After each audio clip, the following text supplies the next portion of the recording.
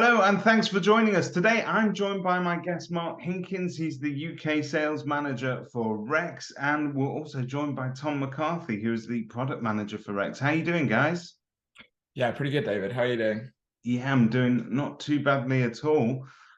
Today, we're going to try and make a subject that is sometimes a little bit dry for some people, a little bit more exciting, because what you can do with your data is actually quite exciting, and that's where the missed opportunities are. It's where the low-hanging fruit is. You don't necessarily need that business to walk through your door in order to generate more leads and results, because we are all of us sat on an awful lot of data.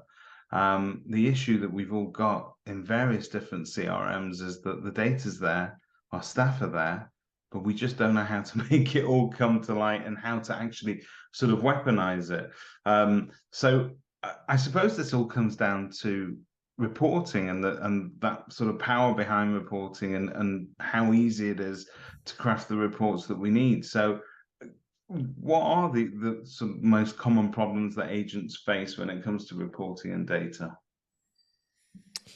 Oof, I think there's to borrow a phrase that I know a lot of our engineers use all the time. There's a classic engineering little idiom called like rubbish in, rubbish out, garbage in, garbage out.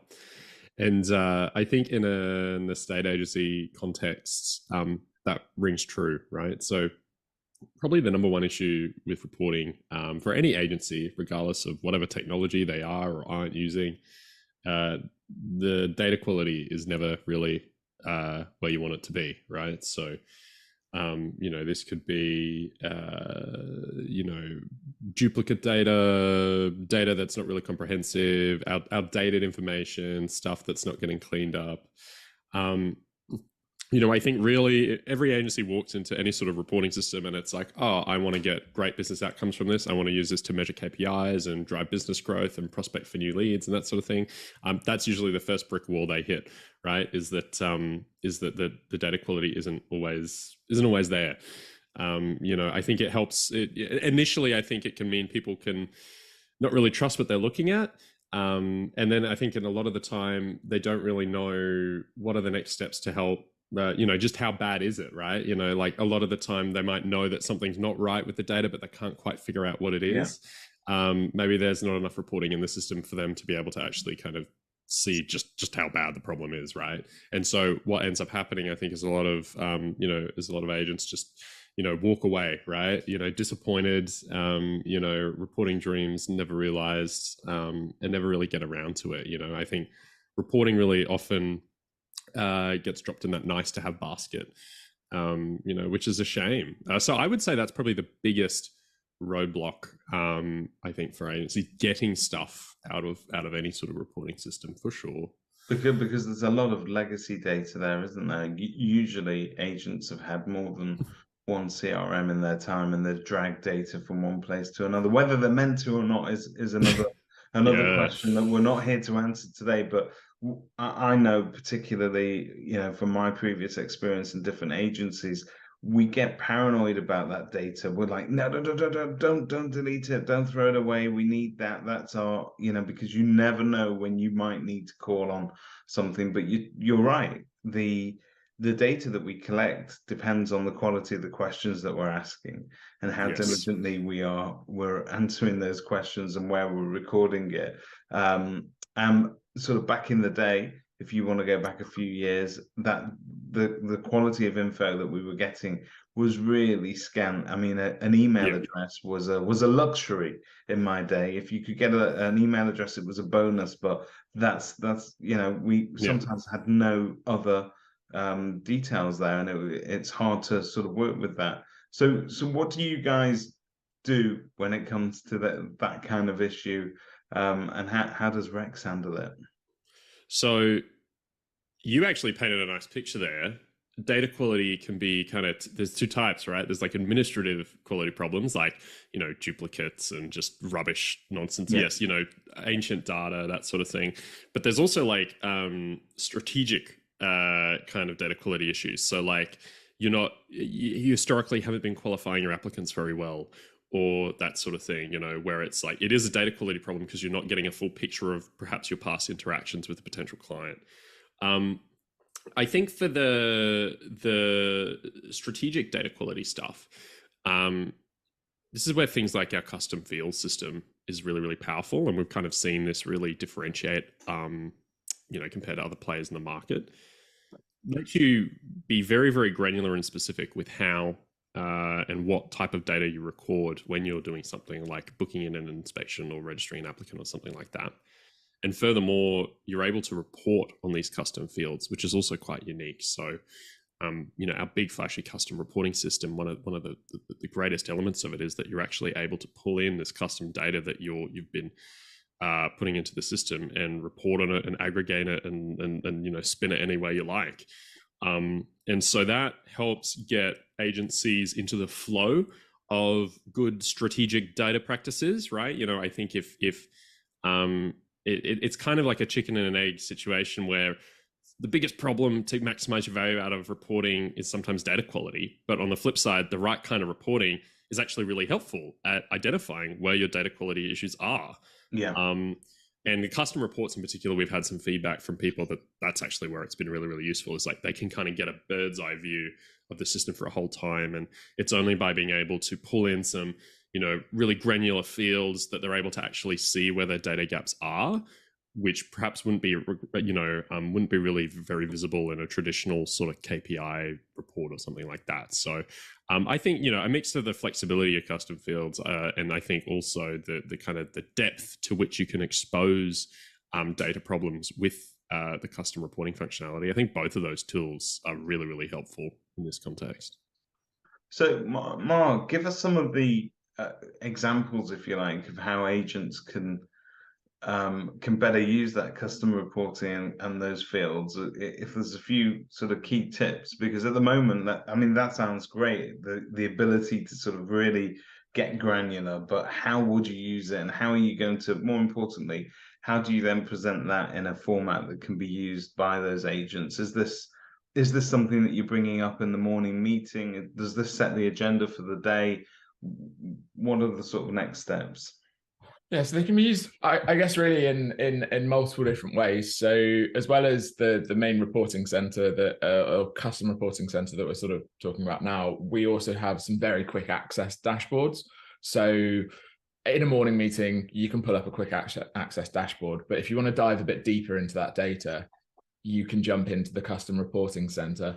And the reports that you produce can be they can be produced then and now, and just something for you to take a look at then, or it can be produced as a saved report that's part of like a static list. So that's a report that you can refer back to for one moment in time a couple of months ago, or that same report based on its parameters can be saved as a dynamic report. So hypothetically, the most simple version of it would be, what appointments did we book yesterday? So in terms of valuations, viewings, etc., what did we book yesterday? You could surface it in one quick dynamic report that you can just click on and view every single day.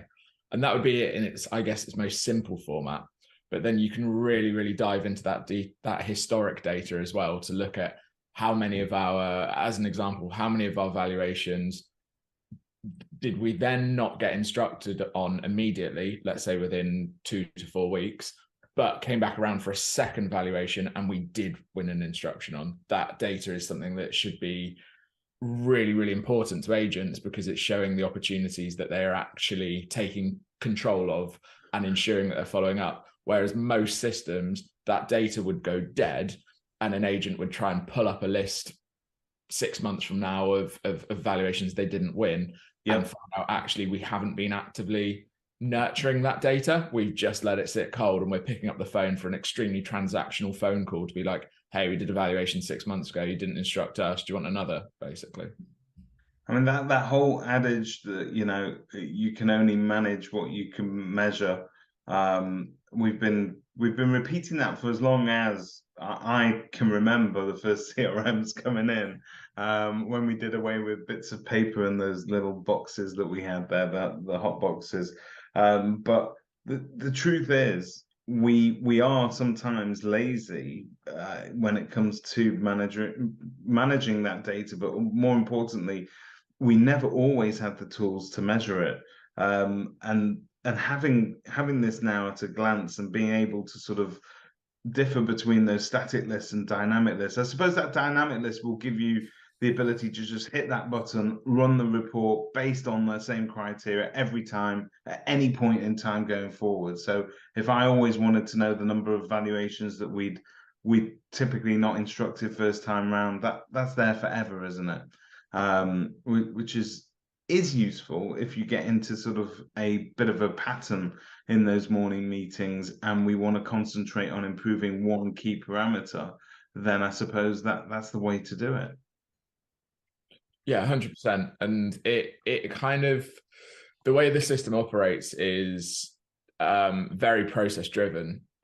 So hypothetically, if you did a valuation and a vendor had said to you, look, we're not going to instruct you now. We just want an idea of how much our property's worth. Give us a call in 12 months. Like I said, most systems, that's just going to go completely cold. But the processes in Rex will enable you to nurture that over the next 3, 6, 9, 12 months.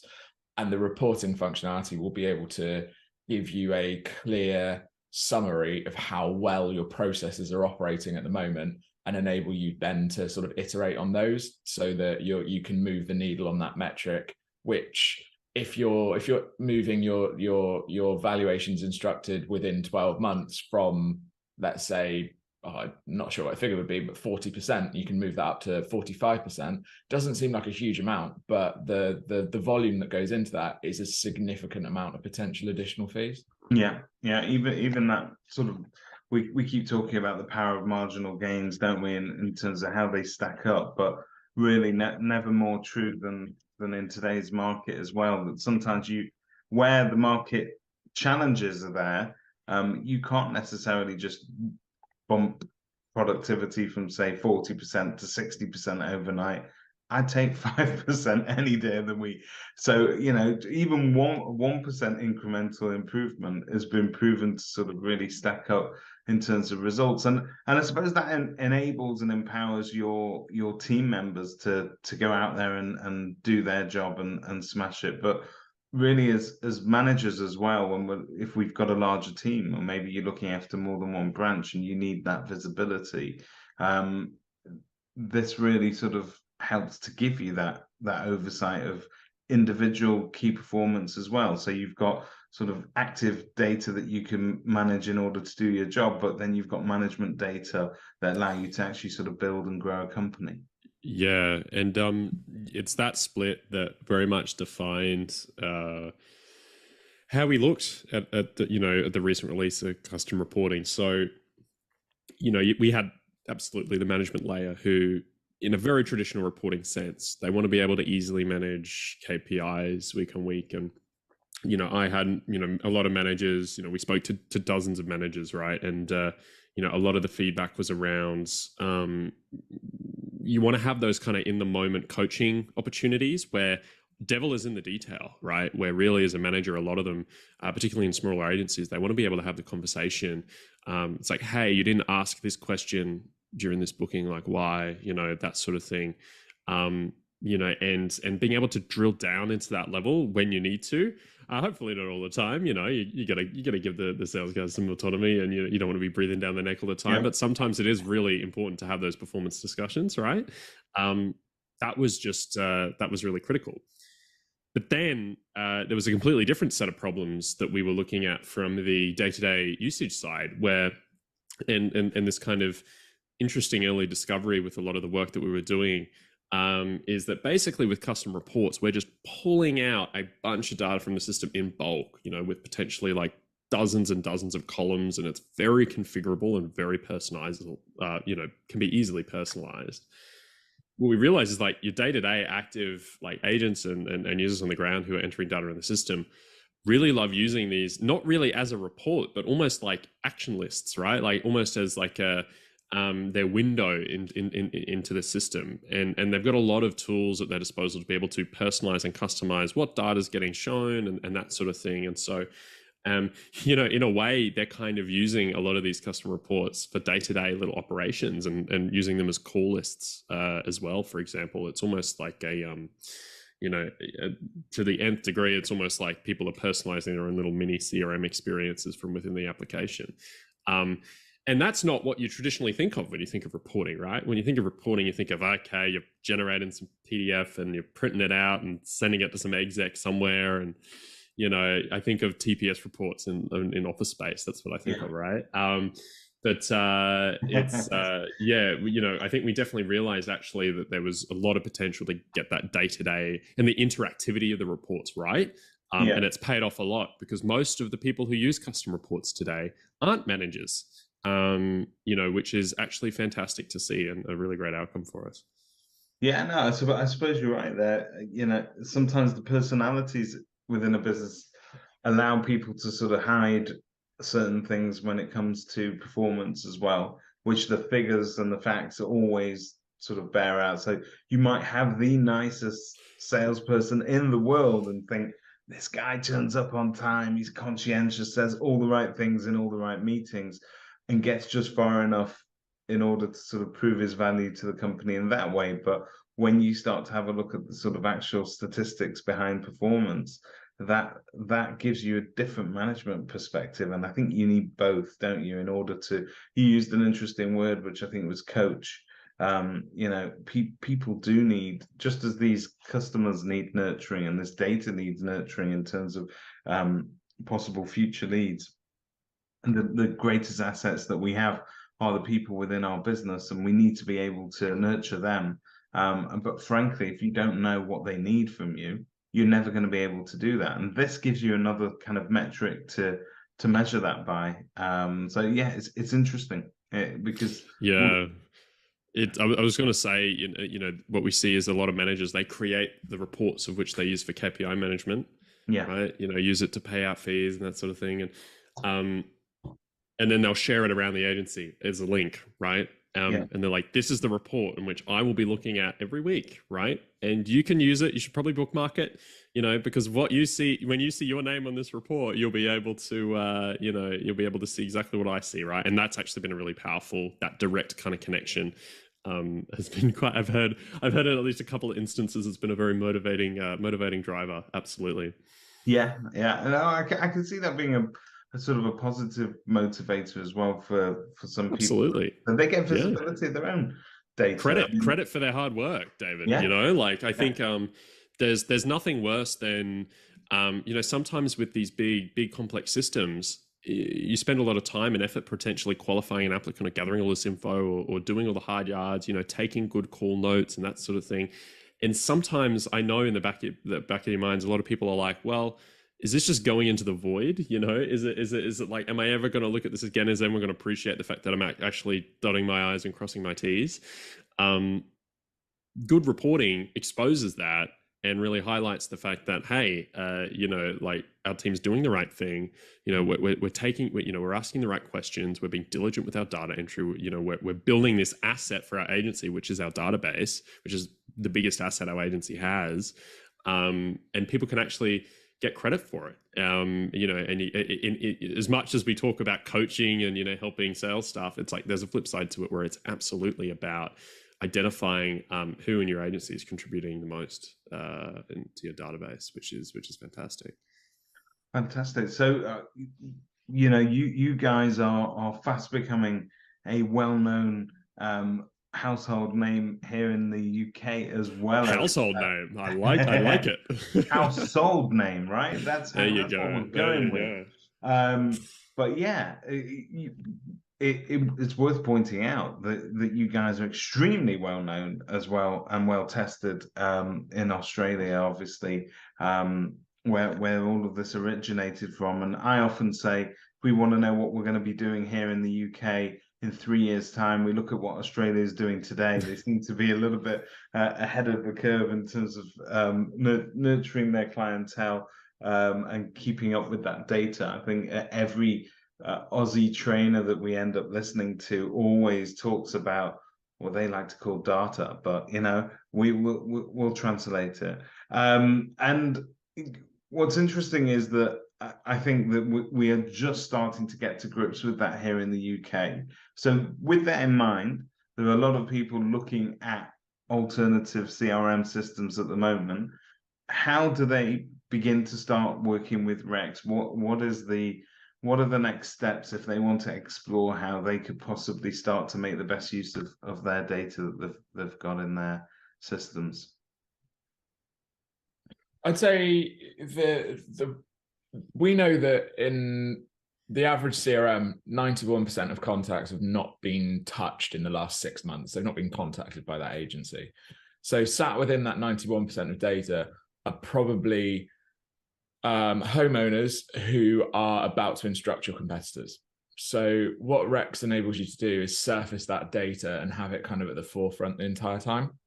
What I mean by that is the concept of archiving data does exist within Rex, but is not what we consider to be best practice within the system. So we have these kind of strict process tools called tracks within the system that essentially enable you to nurture general follow-up with contacts in the database on bulk very, very efficiently.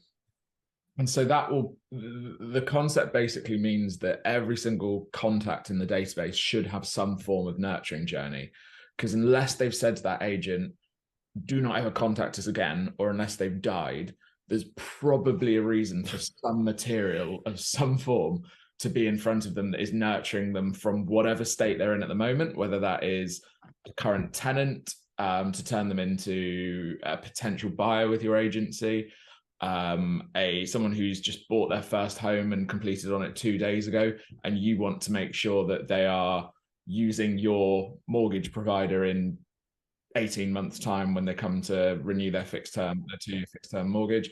And you also want to make sure that they are going to be selling with you in 3, 4, 5 years time when they do sell that first home and they upgrade to their next family home. And that's kind of the best use of data within the system. There's a general obsession with constantly getting new data in and just churning it through a process and then flipping it out the other side, either with the result or just sticking it back in the archive and just consistently going through like a hamster on a wheel, just churning what you're doing, rather than actually leveraging what already exists. And it's way, way easier to go into the archives of your CRM and pick up good data than it is to be consistently pushing out for more and more data. There's a nervousness, isn't there, amongst agents that it's the same hesitancy that we all have over prospecting, is that we don't want to go back and have an awkward conversation with somebody that we've fallen out of touch with and we've neglected. We know that. We know we should have been in touch. So we leave it and we leave it and we leave it. And we often think that the newest data is the less awkward data to handle because you've had a legitimate reason to have contact with me as an agency over the last 3 months. You've looked at a house with me. You've asked me to value something. So I can easily pick up the phone and say, hey, it's David. This is still a reasonable conversation to have. But most agents tend to sort of write off the old data. And you're 100% right. That's probably where the best data is, really. It's the richest mine of data if you can get into it. And agents need to sort of get to grips with that. Absolutely. And, you know, I think my advice to those agents is that you can kind of ease into it, right? A lot of those historical conversations, first of all, I think your average past client, for example, would be flattered if you've called them kind of out of the blue to see how they're doing a lot of the time. I think particularly if it's from a previous owner of a successful sale, that's just really good service. So I think those type of conversations are rarely, most of the time, I think they actually lead to a pretty positive conversation, right? Even if it's not necessarily always a productive one. The other thing I'd say as well is like a lot of those prospecting conversations don't necessarily always need to start with a phone call, right? If you're utilizing Tracks and Recs, for example, a lot of that long tail follow-up can be, via SMS and email, right? So you can kind of still keep the channels of communication open without necessarily,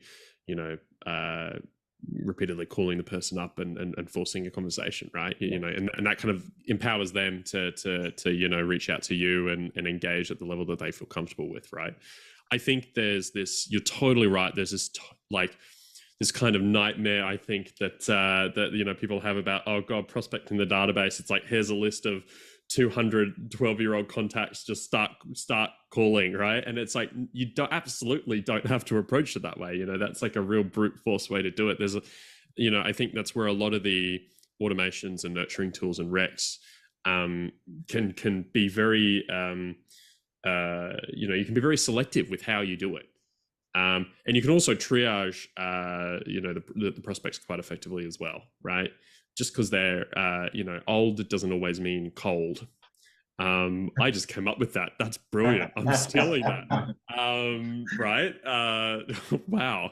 But it really doesn't, right? And I think part of it is being able to have a system that lets you pretty easily sift through a really, really old bunch of potential leads to understand which ones are you are really likely to have a positive conversation with, right? Yeah. And yeah. No, it's great that you've got those different tracks that you can sort of reignite that conversation with, because if I were to liken it to getting in touch with an ex-girlfriend that you've not spoken to for years, a phone call out of the blue, she's gonna think something weird's going on here. But you can open up with a small text just to see, if she even remembers who you are, and then take it from there. Right? Yep, you start off with the friend request, and see how it goes. And yeah, absolutely. But it is effectively the same sort of scenario with that customer that you've not been in contact with for a while. You can start to ask them questions or feed them information that, depending on how they react to that, you can say, well, actually, look, getting really high engagement from Mark on this. I'm going to put him up into my sort of potentials. And then you work towards being able to have possibly a more open telephone conversation about your situation. The more you do it, the easier it gets, because you optimize away the approaches that lead to awkward conversations. Absolutely. Yeah, absolutely. So an example would be, we know that a lot of the time when a buyer moves into a property, an agent then just doesn't really have a huge amount of contact with them. And if you've got a whole list of buyers who you sold to from 4 to 8 years ago, for example, it is going to be a little bit of a weird conversation to pick up the phone and be like, hey, we sold you 4 years ago. How's everything going in the property?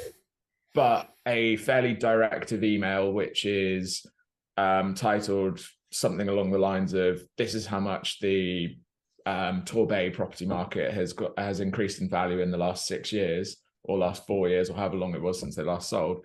It's probably something that's going to perk their attention a little bit, and then leads to opening that door slightly, dependent on how you're able to see, obviously within recs, how many times they've opened it, what links they've clicked on, how they've engaged with it, and then change the next level of follow-up. Is it again going to be something along the lines of email or SMS, or is this your opportunity to pick up the phone and say, and even be really blunt with it, hey, I saw you had a look at that email about 6 times. Is there anything behind that, or are you just really kind of keen on seeing how much equity you've now got in your property? Yeah, I think it's that sort of soft nurture, I think, is going to always pique somebody's interest. And I don't think you're going to get that many messages back where people say, hey, listen, don't ever contact me again. Because let's face it, we have this, I don't know what it's like in Australia, but over here we have an absolute obsession. It's our national obsession is who's going to be Prime Minister this week, and what is the value of my house. That's all we care about. It's all right. We went through a phase with the former for a while. It was a rocky 3 or 4 years there for sure. Yeah, but seriously, when it comes to sort of house prices and the property market, if you bump into somebody and you say you're an estate agent, the first question out of their mouth is, what is the market like in my area? And people do genuinely want to know where they're up to and what's going on. And we're very inquisitive. And I think as long as you can start putting that data in front of them and you can keep in regular contact with them, you're right. A lot of agents miss this, and they don't, they're not in contact with that audience of people that they maybe sold a house to 6-7 years ago, and they're gone. And they, typically the statistics show that those people go on to instruct somebody else when it comes to selling their next house, but that you can drastically sort of bring that down, and really narrow it down if you keep in contact with them. You'll be doing something that pretty much every other agent in the UK isn't doing.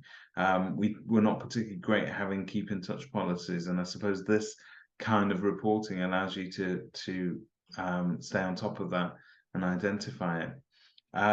So those agents that are looking at making that change and want to see how Rex can help, Mark, what are the next steps? Do they sort of just sit down with you and explain what they're currently doing, and you discuss that process?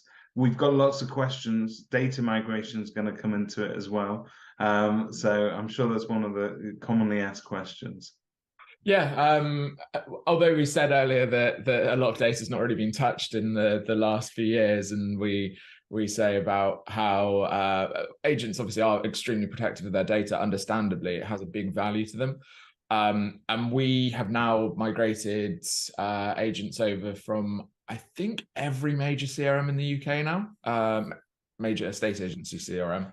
So we have examples of having done that, and are confident with the data that we'll be able to bring across. So it would start by we'd have kind of a qualifying phone call, because essentially Rex isn't going to work for everyone. It's not going to work for exactly how everyone wants to work. And I don't think there is one CRM that fits every agency in the UK. It's kind of the beauty of why some are so different.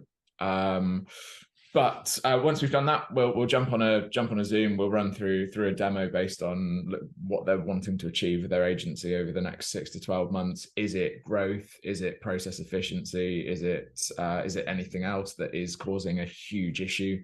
Are they pivoting the model that they're running? And we'll run through the functionality and the overarching themes of the system, and see whether it's a good fit. And then we can look to have them on board, depending on the system they're using, within 3 to 4 weeks. Wow. Okay, that's pretty quick. That is pretty quick. So I was going to ask you the question, and if you can answer it without just saying the best agents in the UK, but who, as an agent, does fit that profile? Who would work with Rex a lot better? Is it a particular kind of agent or agency in terms of approach, or is it more of a broad church? No, what we found is that there's a mix of agencies who are using it, right down from sort of three user agencies where it's maybe 2 headline agents and an admin, for example, right up to a 200 branch agency that's using Rex. We've got good, extremely good penetration, I'd say, with self-employed or partner model agencies. And what we found is that the additional level of service that some of them offer, and the high touch, let's say stay in touch policy functionality within Rex, lends itself really, really well to that. And so we have some of the biggest names in that model on board with Rex. But that's not to say we've kind of pigeonholed ourselves into that element. We do also have a huge number of traditional branch agencies who are tech focused, who have aligned themselves to some of the Australian trainers as well. They benefit a lot from functionality within the system. But really, it's those agents who are a bit sick and tired of the CRMs that they're using at the moment, the lack of development on those, and the estate agency has changed in the last 3 years. It's changed in the last 6 years, since some of these CRMs actually had their last meaningful update. Yeah. So we're finding that with us releasing functionality and new features very frequently, they're seeing that this is making a meaningful change for how they operate. And we're also finding, just on top of that, the average fee of the agents that we have on board is significantly higher than what would be the average fee across the UK. We have some agents who their minimum fee is 2.5% in areas where their competitors are struggling to get 1.2. So yeah. It's very service driven, and those who are looking to be relationship based rather than just transactional are the ones who are significantly benefiting. Yeah, transactional agents typically run after volume, and that's when they start to discount fees left, right, and centre. And you were talking earlier, Tom, about measuring KPIs, and sometimes where we focus on the wrong KPIs too much. So why are we losing those valuations? Be happy to take the business that you can get at the fees that you want, rather than just say, right, I want every instruction I can get, and to hell with the fees, because very quickly that KPI leads into you actually having a much lower average fee across the board. So we have to be careful how we push things, don't we?